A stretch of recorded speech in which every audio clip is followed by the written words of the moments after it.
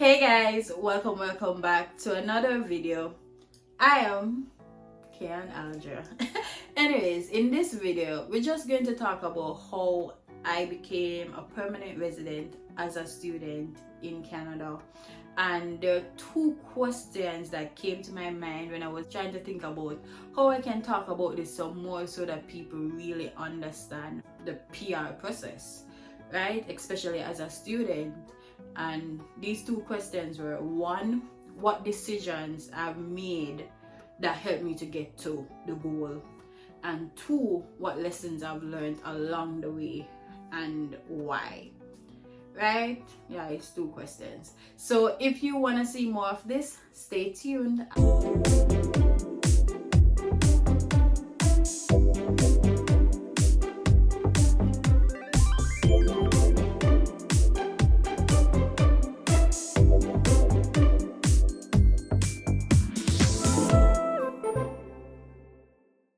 So the first one about decisions that I've made to getting permanent resident as a student in Canada. And for me, the decision that I made was to have a SMART goal. I had a plan. I always talk about this on my channel about having a plan when you're coming to Canada. I had a plan and I ensured that my plan was SMART.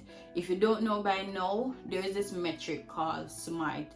Get your pen and paper, write it down and start trying to create that plan for you when you get here to know your end goal to become a permanent resident, right? For me, being a permanent resident while being a student, or being a permanent resident within a year, that was kind of my first goal, like the first step, the first little thing on my list. Permanent resident for me is not the end goal, that's just one thing. So for you, don't let it be your end goal, let it be one of your goals, and for that you need to plan smartly. And when I say smart, if you don't know the metric SMART, it means that whenever you have a goal, whatever your goal is, it could be to lose weight, it could be to gain weight or gain muscle, or it could mean to go viral on YouTube or gain a certain amount of followers. Always use this metric. Try to use it. I've used it a lot in my life and it really helps me. So SMART, the first step is being specific. My goal was to become a permanent resident in Canada within a year, right? And that year was while being a student.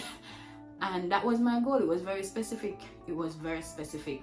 The next thing is I ensured that my goal was measurable. So for the measurable portion of my goal, I would try to use things to see how I can get to this goal. So one of the things I used to measure my goal of being a permanent resident in Canada within the year was my CRS score. Yes guys, like I knew my CRS score like the back of my hand. I knew how I tried to measure it. I knew how I could improve it, how I could increase it. I knew what I needed to do to get it to the level that I needed it to get a draw in the express entry. So that was my measurable. Another way where I kept checking, ensuring my goal was measurable, with CRS, any information, any draw that was done, I kept on checking it and I know where I was at. I kept on measuring what more I need to do to get there. The next thing was making my goal achievable. For me, the achievable part was the questions that I asked myself. Which province is the right province for me to go to increase my CRS score? Which province is the right province to go that would help me get opportunities in a not job that will help to increase my CRS score? Which province I could go that had PNP pathways to get me to improve my CRS score again. So you get it? At the end of the day, I keep on checking. I keep on doing my check and balance. So that was it for my achievable. I had to do a reality check. So yes, my CRS score, but at the end of the day, I needed IELTS, I needed West evaluation, I needed letter from employers. I needed all of those things to get to my specific goal. So I ensured that I did my IELTS before coming to Canada. I didn't sit and wait. I ensured that I did my West evaluation. I didn't sit and wait. I hear people tell me, oh, but the IELTS expires in 2 years. Yes, honey, it expires in 2 years, but your girl is going to be a permanent resident before that 2 years, because my goal was very specific. Okay. So don't doubt yourself, have a plan, be specific, be smart. The next thing was relevance. Like, guys, I always say this to you guys, if you follow me on YouTube, I tell you I am not the source of truth. Please do your research. Go to the government of IRCC's website. I always leave their links in my description box, because that's where you will get your source, your truth. So for me, my relevance, I was always checking up with IRCC news. I was always watching YouTubers who would report things that were newly announced on the government of Canada's website, and then I would go do my own research. Even after they gave me an idea, okay, I go do my own research and I ensure that, okay, is this relevant for me? For example, now they announced the new visitor visa to worker pathway, right? So basically, as a visitor, you come to Canada and then you can apply for a work visa once you get a knock job, and also an LMIA job, right? Or a job that is not LMIA dependent, for fine prints, right? But then when I hear news like that, I would say to myself, is this relevant to me? No, it's not. So we're moving on. So it's a lot of times people come to me and you probably ask a question and I say, hey, go seek an immigration consultant. I do not know much about this, because I really feed myself on things that are relevant to me. I'm telling you the same thing. If the information I am sharing here is not relevant to you, stop watching me, because that will not help you. Honestly, when I have a goal, I really try to feed myself with things that are relevant.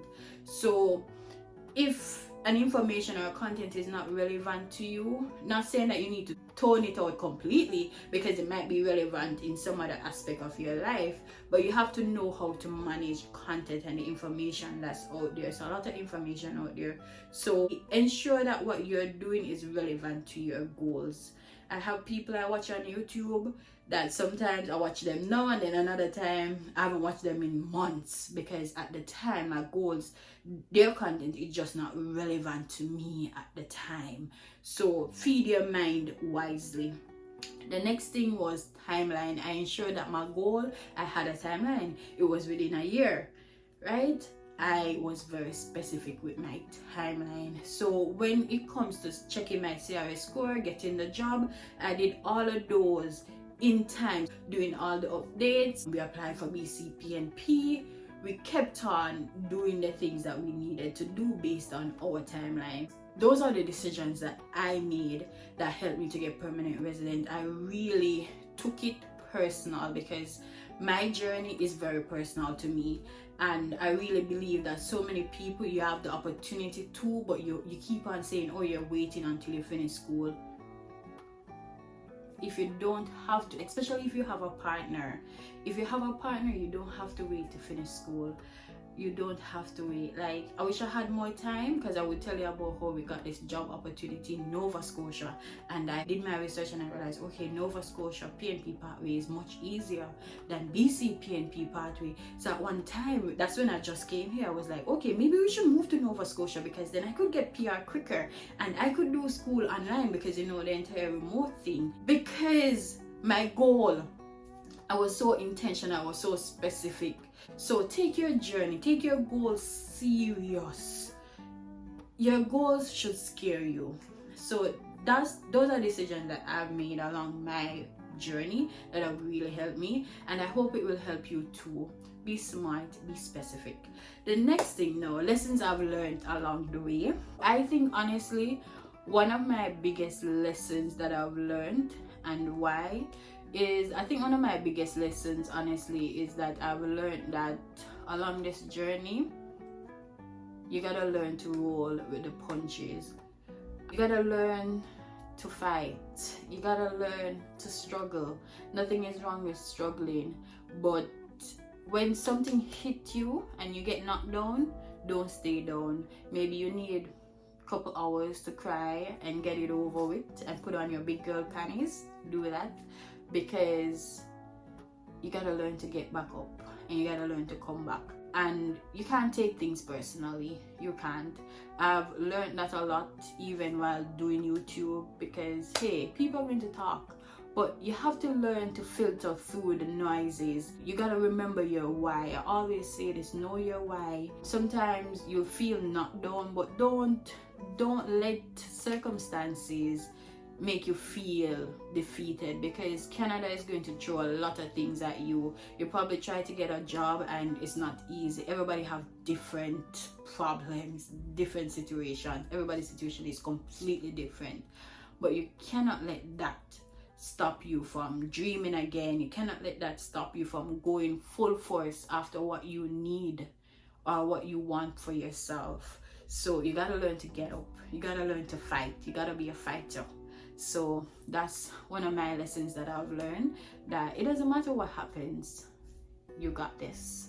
And I always tell you guys, all the best. I always say it because I know things do happen along this way. So all the best. In every good there is evil, and in every evil there is good. And I like to say this now: in every dark cloud or everything that happens, you might not see how it's working out for your good, but in every bad thing there is good. So all the best to you on your journey, and I wish you nothing but success. And remember, don't stop sharing your stories with me. I love when you share them with me. So continue to share your success journeys with me. All the best to you on your journey, and I know you can do it. Be smart. I urge you to be smart. You've got this. Bye.